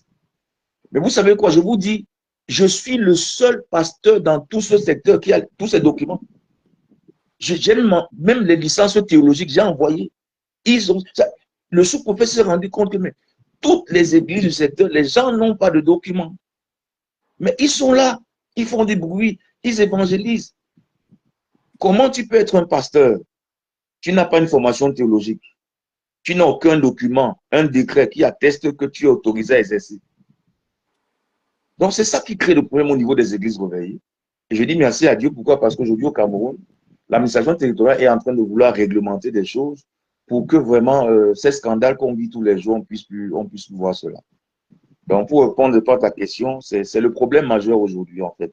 Chacun qui se lève un matin et dit qu'il est pasteur, il n'a aucune licence théologique et tout. Non. Tous les prêtres qui sont à l'église catholique, là, tous ces prêtres, ils deviennent curés à partir d'une formation. Tu n'as pas été formé au séminaire, tu n'as pas tes diplômes théologiques, tu ne peux pas devenir prêtre. Mais dans les églises réveillées, ce n'est pas ça. Un jeune de 10 ans, 15 ans se lève aujourd'hui, dit qu'il a vu le Seigneur hier. Donc, voilà un peu ce que je peux apporter comme éclairage à ce niveau-là. C'est le désordre, c'est le désordre. Quand l'église n'est pas encadrée, c'est ce qu'on peut vivre, quoi. Donc, c'est un peu ça. Donc, ce qu'on peut retenir ce soir, c'est, en gros, on peut dire que la majorité des problèmes de l'église réveillée ressort de la non-formation et surtout de la vulnérabilité des femmes, parce que très souvent, c'est les femmes qui créent les problèmes à ces pasteurs. Non, je dis, c'est pas forcément ces femmes qui créent des problèmes au pasteur, parce que s'il faille tirer la flèche aussi sur les femmes, non. Moi, je dis, les pasteurs abusent beaucoup plus de la femme, du genre femme, parce que la femme est vulnérable. Ça, on le sait. La femme est très vulnérable. Et la femme, c'est quelqu'un d'ouvert. La femme sait vous faire confiance. Je vous dis, s'il y a une personne qui sait faire confiance, c'est la femme. La femme sait faire confiance plus que l'homme. Alors, lorsque vous êtes en face d'un manipulateur, parce que c'est des gens qui sont doués, ils sont tellement doués à telle enseigne qu'ils savent que vous ne connaissez pas la parole. Est-ce que vous savez qu'il y a des pasteurs qui vont dire à une femme, par exemple, qui a des problèmes de conception, il va dire à la femme que pour que tu conçoives, il faut que je te couche pour te transmettre l'onction que j'ai. Oui. Et il y a des femmes qui, comme ça, comme si on a pris son cerveau, elle accepte. Elle accepte. Donc, il y a cette vulnérabilité. Il y a également le fait que, je vous disais tout à l'heure, la non-formation. Mais au-delà de la formation, il y a la vocation. Monsieur Messan, lorsqu'il y a la vocation, vous savez, lorsqu'il y a la vocation, il y a une passion. Oh mon Dieu, mon roi, je ne sais pas si... Vous voyez, quand vous faites vos directs là, quand vous faites vos directs, je lis en vous un passionné. Je lis en vous quelqu'un qui veut transmettre quelque chose. C'est-à-dire que vous êtes dans la peau de ce que vous faites. En fait, vous ne vous improvisez pas dans ce que vous faites. Vous ne faites pas dans le plagiat. Vous ne faites pas ça parce que les autres le font.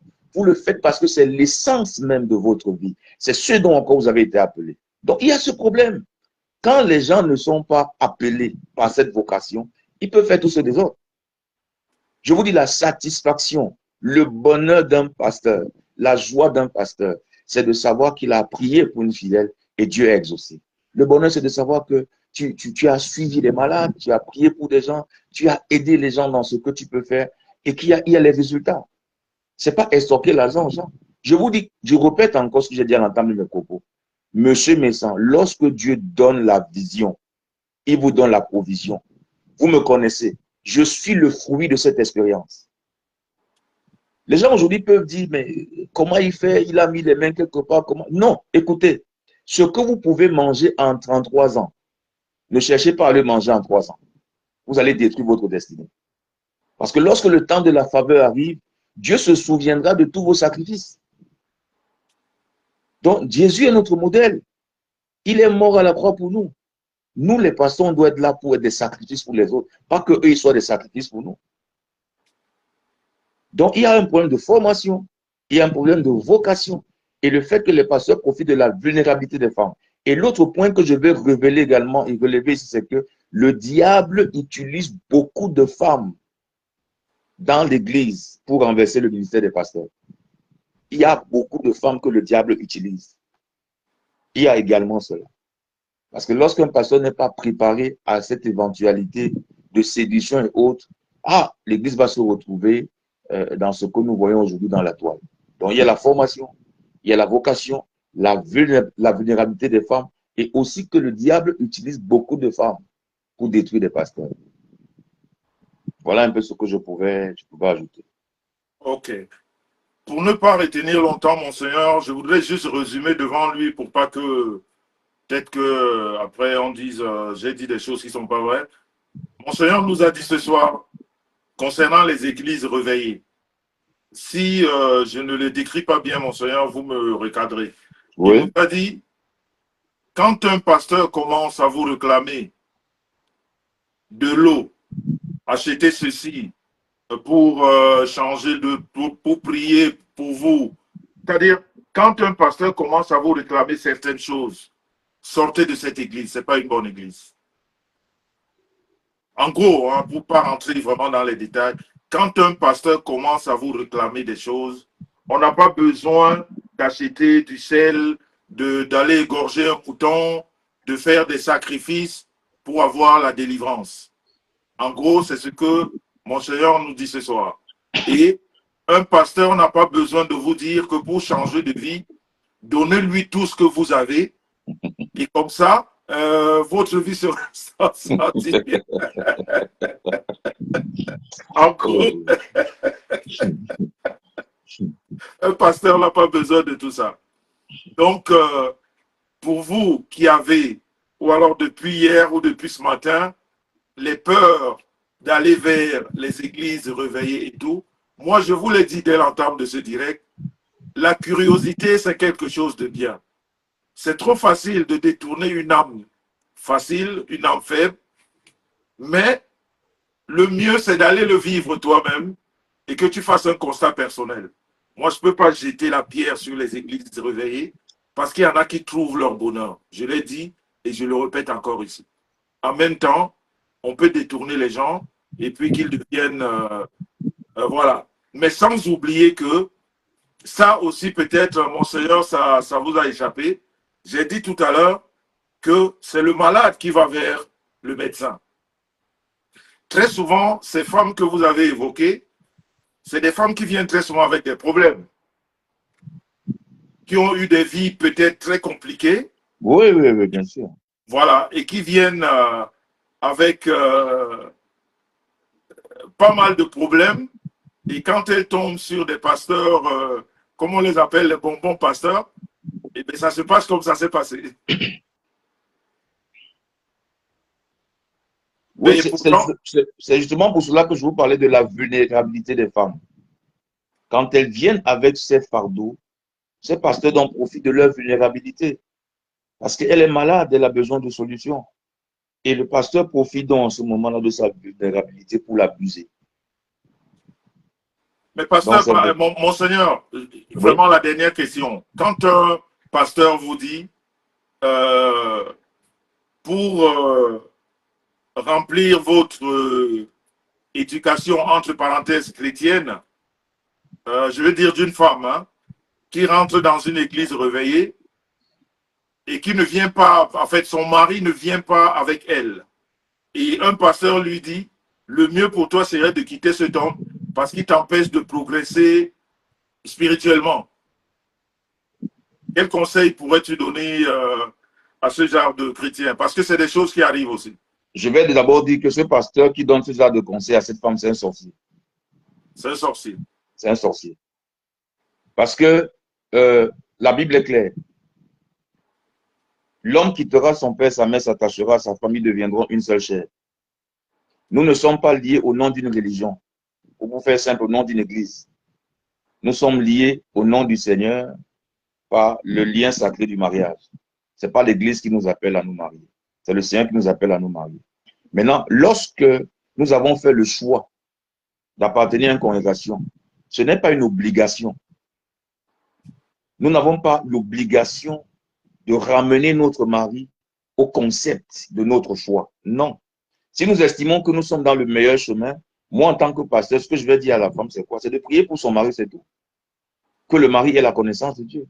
Parce qu'en réalité, ce n'est pas l'église qui nous sauve. Ce que les gens font, c'est du marketing que les gens font. Parce qu'on a besoin de voir un homme et sa femme à l'église, c'est faux. Non. La femme n'est pas obligée d'aller dans la même église que son mari à l'instant. La conviction vient au fur et à mesure. Vous comprenez? Au fur et à mesure. Moi, je vous donne un exemple, par exemple. Moi, j'étais catholique. Et après, j'ai changé. Je suis devenu ce que je suis. J'ai épousé une femme qui était catholique, pratiquante. Mais moi, j'allais à l'église, elle allait aussi dans son église. Mais pendant ce temps, je priais. Parce que la vérité triomphe toujours dans le côté où il y a la lumière. Je priais pour elle. Je n'ai jamais obligé mon épouse. Non. Les gens pouvaient dire, oh, un pasteur, son épouse est catholique. Non, non. Elle a sa foi, j'ai la mienne, et Dieu nous connaît. Mais dans nos prières de tous les jours, elle a eu la conviction. C'est moi qui baptise mon épouse. C'est moi qui baptise mon épouse. Aujourd'hui, nous servons le Seigneur dans la même communauté, en tant que maman, pasteur et pasteur. Donc, un pasteur qui va dire à une femme, si ton mari ne vient, généralement, même ces pasteurs disent à ces femmes que ton mari est un sorcier, il veut te tuer. Il faut le quitter. Que ce que Dieu a uni, personne ne sépare. Alors, on va dire à une femme, quitte ton mari parce qu'il ne vient pas à l'église. La femme aussi va se lever à aller quitter son mari. Un conseil que je vous donne, ne quittez jamais votre mari ou votre épouse parce qu'un pasteur vous a demandé de le faire. Ce n'est pas le pasteur qui vous a uni, c'est Dieu qui vous a uni. Si Dieu a décidé depuis la fondation du monde que vous allez suivre votre mari ou il va vous suivre, il vous suivra. Il vous suivra, ce n'est pas vous qui allez le forcer à le suivre, à vous suivre. Donc, n'écoutez pas ce genre de conseil venant d'un pasteur. Non, c'est faux, ça ne vient pas de Dieu. Ok. En tout cas, on ne va pas retenir longtemps, monseigneur. Merci beaucoup. Merci pour ce petit, comment dire, cette lecture biblique de ce soir. J'espère que certains d'entre nous en ont tiré un petit profit, sinon qu'un grand. Toujours est-il que ce soir, on parlait des églises réveillées et on avait avec nous Monseigneur Samuel Billet, un grand responsable des églises réveillées. Il a essayé de vous éclaircir sur des sujets sur lesquels les Camerounais se sont pas mal posé des questions cette semaine. En tout cas, merci beaucoup, Monseigneur. Je sais Oui, pas quoi faire. si vous me permettez, Monsieur Messan, je vais conclure par un verset biblique et Avec, encourager les uns et les autres. avec C'est plaisir. dans le livre de Matthieu, chapitre 7, à partir du verset 15. La Bible déclare, gardez-vous des faux prophètes. Ils viennent à vous en vêtements de brebis, mais au-dedans, ce sont des loups ravisseurs. Vous les reconnaîtrez à leurs fruits. Cueille-t-on les raisins sur des figues, hein, ou des figues sur des charbons? Tout bon arbre porte de bons fruits, mais le mauvais arbre porte de mauvais fruits. Un bon arbre ne peut porter de mauvais fruits, ni un mauvais arbre porter de bons fruits. Tout arbre qui ne porte pas de bons fruits est coupé et jeté au feu. C'est donc à leurs fruits que vous les reconnaîtrez. Je voudrais dire à tous ceux qui nous écoutent ce soir que vous les reconnaîtrez par leurs fruits. Et un pasteur n'a pas besoin, c'est pas le pasteur qui attire les brebis. C'est l'onction de Dieu dans la vie du pasteur qui attire les brebis. Vous savez, Dieu se révèle. Dieu se révèle. Pendant qu'il y a le faux, il y a le vrai. C'est pour vous encourager. Ne tenez pas compte de cette vidéo pour dire que non, tous les pasteurs sont comme. Non, tous les pasteurs ne sont pas pareils. Il y a des pasteurs qui ont été formés. C'est vrai, il y a la faiblesse humaine. Nous avons tous un manquement. Mais j'insiste sur le fait que lorsqu'on a reçu une bonne formation et qu'on a été appelé par le Seigneur, on a cette vocation. Il y a des choses dans lesquelles on ne va pas se retrouver. Donc, je voudrais vous encourager. Non, non, non, non. Ne considérez pas cette vidéo comme étant une faiblesse qui va vous décourager, quelque chose qui va vous amener à... Non, non, non, non, non. Ayez le discernement. Vous êtes dans une église, ayez le discernement. Comme M. Messan disait encore tout à l'heure. Toute église où on va vous demander d'apporter des choses pour prier pour vous, sortez de là. Sortez de là. Vous avez reçu gratuitement, donné gratuitement. Maintenant, le pasteur peut prier pour toi. Tu estimes que tu peux le bénir avec 50 euros, 100 euros parce que c'est sa vocation, c'est le travail qu'il fait. Mais tu ne dois pas payer le salut. Tu ne dois pas payer la prière en apportant des bœufs, des vaches qu'il faut égorger, en allant acheter l'eau bénie, le sel béni, l'huile de Jérusalem. Non, non, non. Donc, je vous encourage. Et nous sommes dans les derniers temps. La Bible déclare que dans les derniers jours, les temps seront difficiles et il y aura plus de faux prophètes qui viendront. chacun disant que c'est moi le Christ, c'est moi le vrai. Mais vous les reconnaîtrez par leurs fruits. Que le Seigneur vous bénisse abondamment. Merci Amen, beaucoup, amen, monsieur amen, Métan. monseigneur. Je sais pas, quand même, vous pouvez pas partir comme ça sans nous faire une prière, monseigneur, avant de clore ce direct. Oui, oui, je vais le faire. Je vais le Voilà, faire. vraiment. Ce Je sera avec profite plaisir. aussi, je vais aussi profiter de l'occasion pour vous encourager. Euh, je vous suis de temps en temps dans vos directs. Et s'il y a une chose que je peux vous apporter, c'est demander au Saint-Esprit de vous éclairer davantage, de vous accorder une certaine grandeur. Vous l'avez déjà, mais encore plus de grandeur. Vous savez, quand vous parliez tout à l'heure là dans le direct, je vous ai utilisé un jargon, je vous ai dit que le sabotage et les accusations, c'est le langage des faibles. Moi, j'en sais, je suis un homme public. Vous ne pouvez pas imaginer ce que les gens disaient sur moi. Mais vous savez, aussi longtemps qu'on ne peut pas apporter les preuves de ce qu'on dit, votre conscience est votre maître. Je le dis. Donc, je n'ai pas besoin de me justifier en disant que je n'ai couché aucune sœur de l'église, je n'ai couché avec personne âgée. Non, les gens diront toujours des choses. S'ils ont dit ces choses de Jésus, ils le diront de nous. Mais ce que nous avons à voir, c'est quoi? À garder cette conscience pure. Jésus a dit, heureux ceux qui ont le cœur pur, car c'est eux qui verront Dieu. À Dieu la vengeance, à Dieu la rétribution. Ils te feront la guerre, monsieur Messan. Ils te combattront, ils combattront ton épouse. Ils vous combattront, ils vous feront la guerre. Mais celui qui est du côté de Dieu, il sort toujours victorieux. La Bible dit que la fin d'une chose vaut mieux que son commencement. Donc, à ceux qui vous attaquent, à ceux qui vous lancent des flèches, je prie tout simplement que le Seigneur vous accorde cette maturité, cette grâce que vous avez déjà, et que vous compreniez davantage, comme vous le savez déjà, que la victoire sera toujours de côté de celui qui a la vérité et qui marche dans la lumière. Ils vont tout faire pour vous saboter. Ils vont tout faire. Vous viendrez avec les arguments, monsieur Messa. Vous viendrez toujours avec les arguments. Vous allez même aller fouiller des arguments, apporter les arguments. Mais laissez-moi vous dire une chose, c'est que les saboteurs ne tiennent pas compte des arguments. Ils sont dans leur travail. Ils sont dans leur domaine. Et c'est de saboter. Quand on parle de sabotage, c'est le mensonge et tout mélangé. Et je le disais encore à l'église, il y a 2 dimanches aujourd'hui, je crois, que l'opinion des gens, ce qui me concerne, ne compte pas. Ce qui compte, c'est l'opinion de Dieu. Parce que les gens parleront toujours. Donc, soyez également fortifiés dans ce que vous Amen. faites. Amen. Nous avons une vocation ecclésiastique. Moi, je ne fais pas la politique. C'est vous les politiciens. Et comme vous disiez tout à l'heure, chacun a son choix.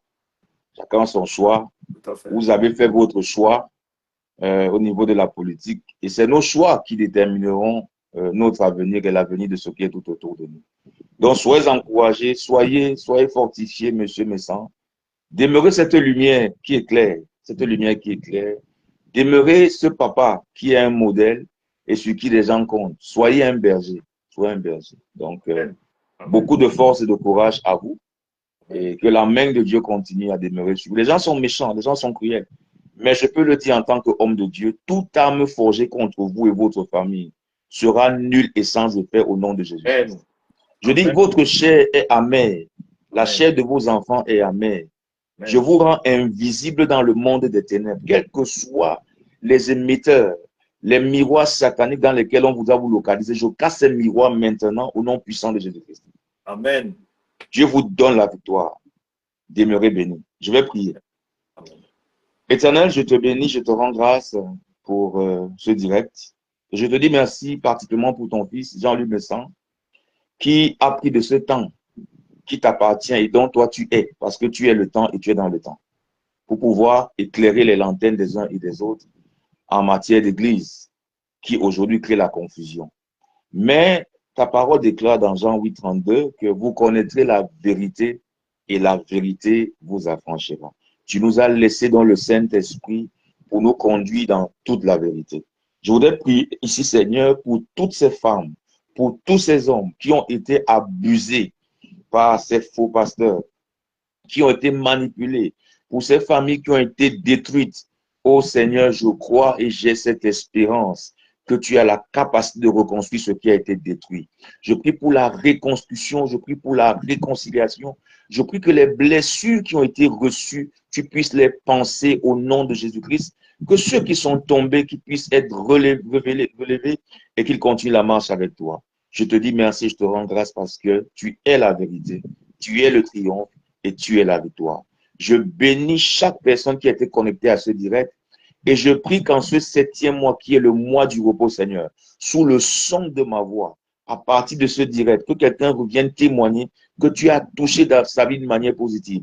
Au nom puissant de Jésus-Christ. Sois béni, Seigneur, sois exalté. La gloire et l'honneur sont à toi. Je plonge la vie de M. Messan ainsi que toute sa famille dans ton sang précieux.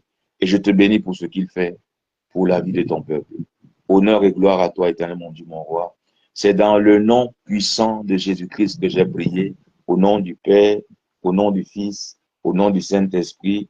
Monsieur Messan et tous ceux qui sont connectés disent avec moi, Amen, Amen. Amen, Amen. Amen. Amen. Amen. Amen. Amen. C'est vrai que c'est des moments très rares dans nos directs. Vous Oui, savez, nos directs sont autrement. Mais comme vous l'avez dit, j'espère vraiment que ce soir, certains sont partis avec une certaine grâce. Vous oui, comprenez que on peut faire des directs comme on a l'habitude de le faire, mais on n'a pas perdu l'âme chrétienne, on n'a pas on n'a pas perdu la spiritualité. Parce que c'est quand clair. quelqu'un perd la spiritualité, c'est que tu es déjà mort. C'est que tu n'existes plus. On est tous des êtres. Vous avez vu ce qui se passe. Un pasteur, vous avez vu les images, et pourtant, il prie, il lit la Bible, il a failli parce qu'on est tous des chairs. Ben On peut oui, succomber des fois à des tentations, mais ne perdons pas le nord parce que la spiritualité, c'est tout ce qui nous reste quand on a tout perdu. c'est tout. Voilà. Donc, merci, mon Seigneur. Merci à tous ceux-là qui étaient ici ce soir. Merci. Euh, que la paix du Seigneur soit avec nous. Et bon dimanche à tous. Merci encore, mon Seigneur. Merci d'être venu. Et merci Bon à vous dimanche. tous qui avez été ici tout au long de ce direct. Bye bye. Que Dieu vous Bye bénisse. bye. On est ensemble. Merci. Bye bye. Merci. Ciao. Merci. Voilà. Agaël.